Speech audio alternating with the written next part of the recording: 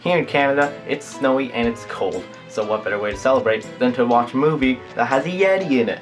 Long introduction short, I looked for bad movies. To Catch a Yeti popped up, so I was like, hey, why not give it a shot? And now I'm giving it a shot. So let's jump right into it and skip the jibber jabber because my last few reviews have been kinda funky.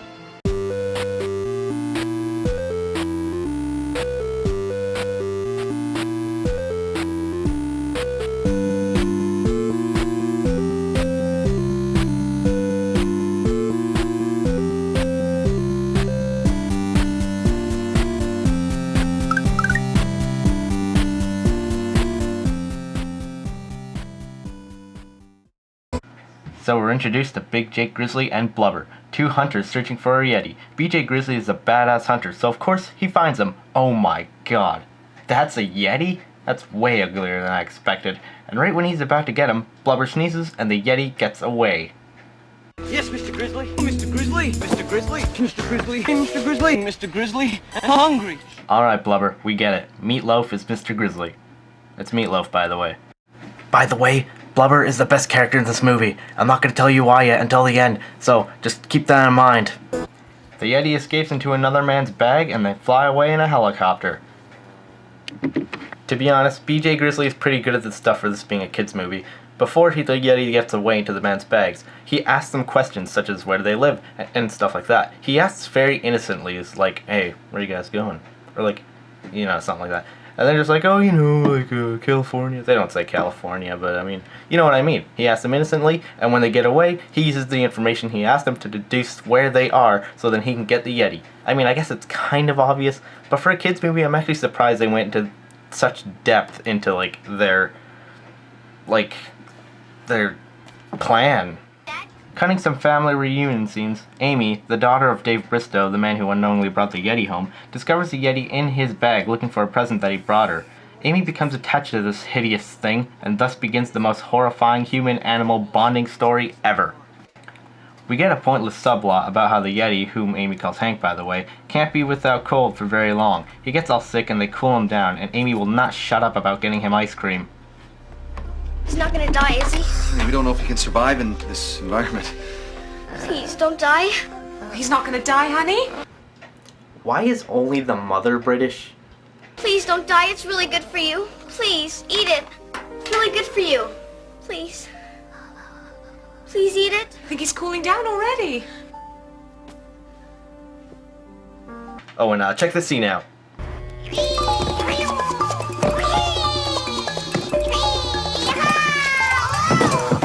Hank? Or are you gonna be trouble?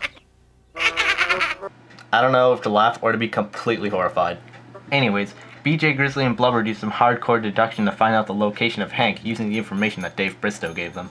When everyone leaves the house with Amy alone with Hank, BJ Grizzly infiltrates the house, takes Hank and locks Amy in a room in a pretty aggressive manner.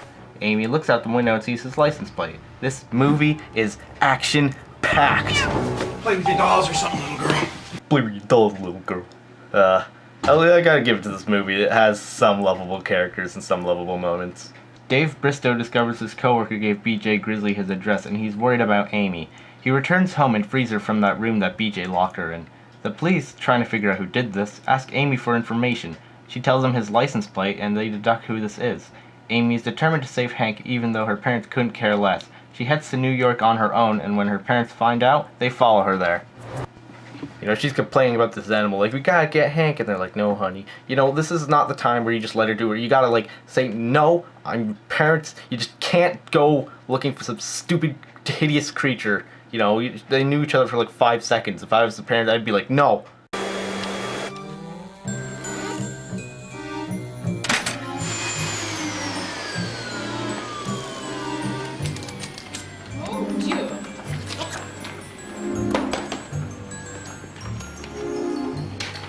What's trying to write? Jesus, did that kid just commit murder? You know, for a kid's movie, this movie is, fairly insensitive about its content. Anyways, turns out the reason Mr. Grizzly wants this ugly creature, even by Yeti standards, is for an evil spoiled kid named Wesley, who wants a bloodthirsty monster for a pet. However, when he sees a Yeti, he is disappointed and, Wesley is the most annoying character in any movie you'll ever see. He begins to snap at BJ, but no one, and I mean no one, messes with Meatloaf. Thought off little runt. You wanted a Yeti, and I got you a Yeti, okay? Oh, let me. Hey, you say one more rude word to me, and I promise you this, I'll throw you across the room. You idiot!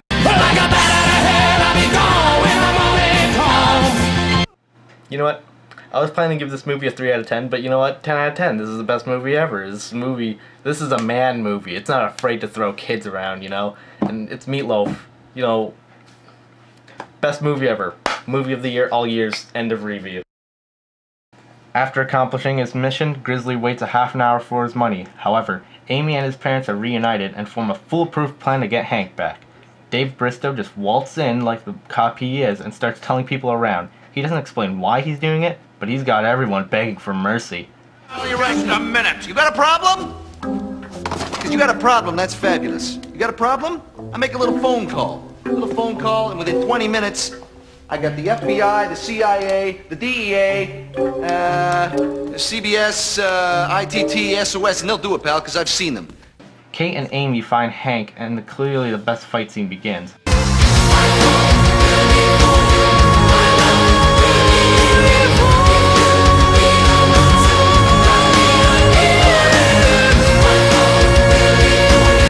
They run away with the Yeti and escape.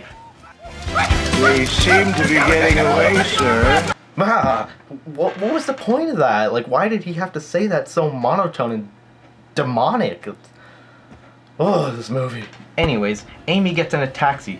She gets kicked out of the taxi. Wesley's father and the police go after Amy, and BJ and Blubber search for Amy. Right when you think this will be a typical stupid comedic villain type of movie, you're wrong. BJ Grizzly is real. He spots Amy and scares the living crap out of her. Hank gets away, and it's a chase scene now. This movie is so real and unforgiving. Amy finds his kung fu master and tells him to defend her against BJ and Blubber. So you're sitting here, ready to laugh at the baddies when they get their cans kicked, and bam! The hero is down, and the baddies continue their terrorizing. Just in real life, shoots down any kid's hope for relying on anyone. Another good scene is when these guys are listening to the radio, and the radio's announcing the reward for capturing Amy. They see her run, and they all chase after her. Except for this guy, he's all like, oh sweet, free radio.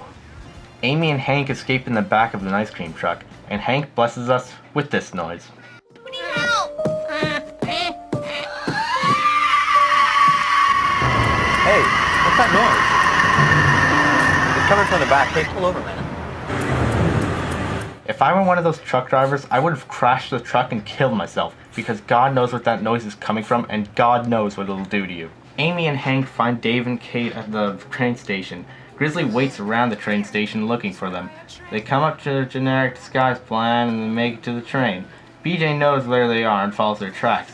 Honestly, BJ's the most real kids movie bad guy I've ever seen. Almost makes me wonder if this movie was for kids in the first place. Anyways, the Bristow family gets away. BJ and Blubber return to Wesley's father's house. They tell him to keep watch over the Bristow's house, basically removing any chance of them returning home. Wesley decides to go with BJ and Blubber. The parents pay him to do so, as they too, just like any normal person would, hate Wesley. They leave to go on vacation while Wesley is gone. Best parents, parents of the year, all years. Amy and Hank are playing, having a happy fun time.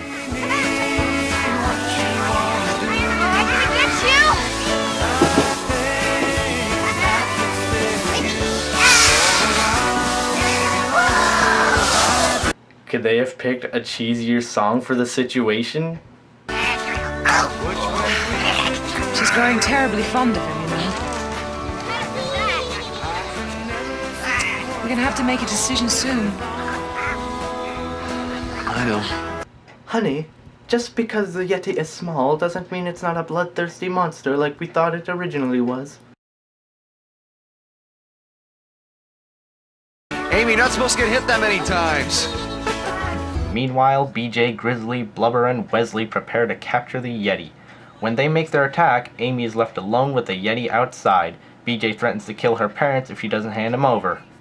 We're gonna go in when they're asleep. We're unarmed, and surprise is our weapon. Do you have a problem with that, Wesley? There's there's a shotgun in the trunk. A shotgun? My father never goes anywhere without a shotgun.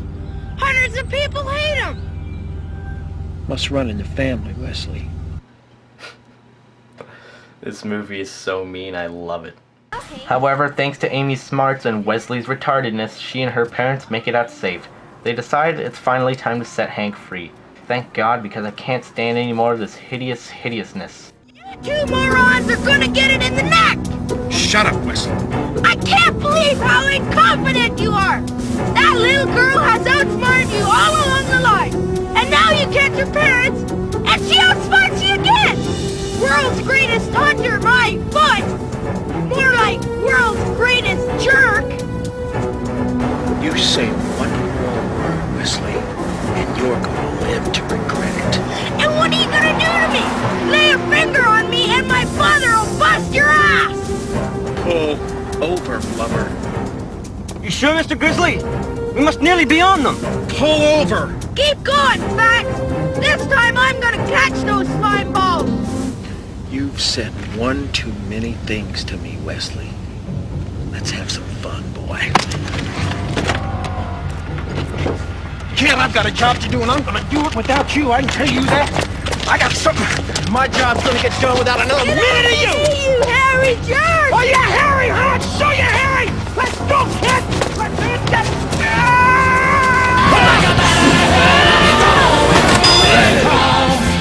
Stay cool, kid. Ew, Meatloaf. He's a funny guy. But Meatloaf. They make it to an airport and try to pass security with the Yeti. And this here, folks, is why Blubber is the best character in the movie. BJ, Grizzly, and Blubber, once again using their actually realistic deductive skills, find our hero's whereabouts. Blubber is about to point Dave and his family, but decides to have a better idea and pull out a gun and run after the Yeti.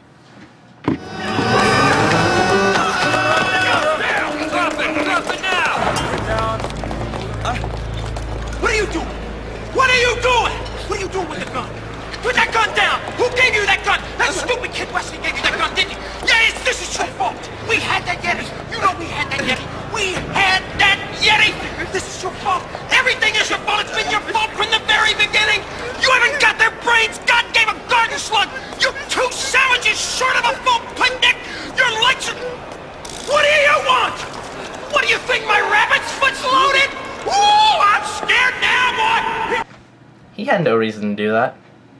Like, there's no explanation to why he did that. He had absolutely no reason to do that.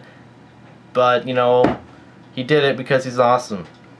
End of the story. So our heroes make it through security, they release the Yeti, and everyone's happy, and oh my god, there's more of them! And that's To Catch a Yeti.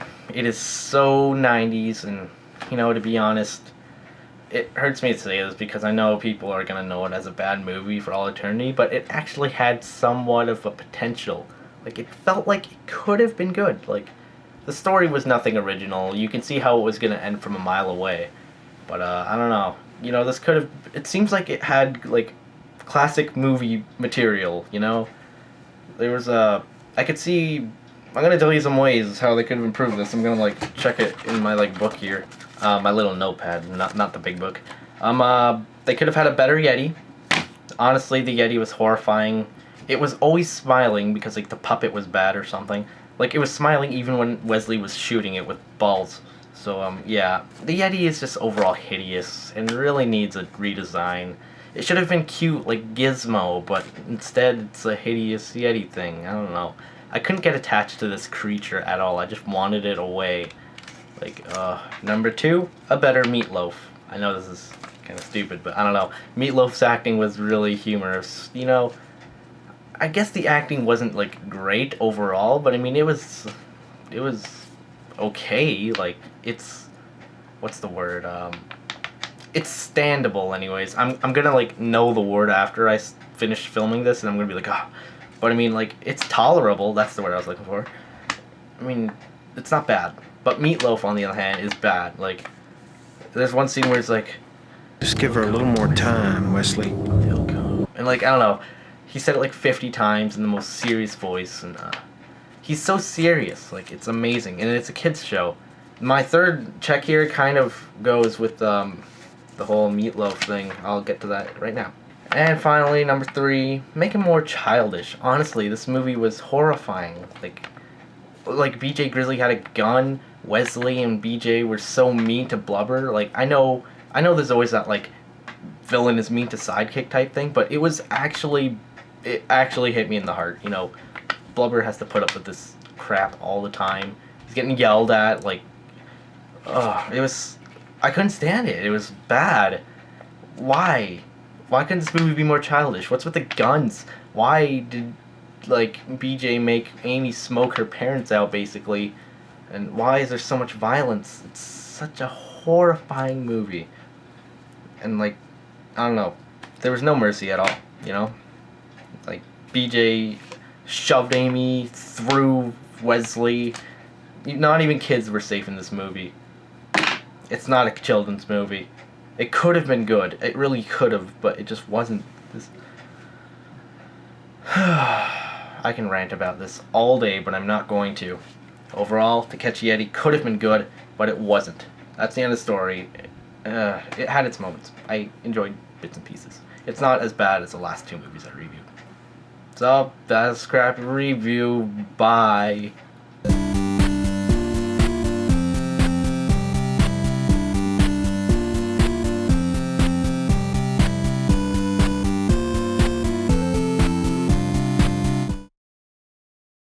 Thanks for watching this video. I hope you like the new style I'm adding to future episodes. Also make sure to follow me on Twitter because I do some stuff on it, and also make sure to check me out on Newgrounds because I just posted an animation there not too long ago, and you might like it. So, like this video if you liked it, and comment it if you commented it. So, goodbye.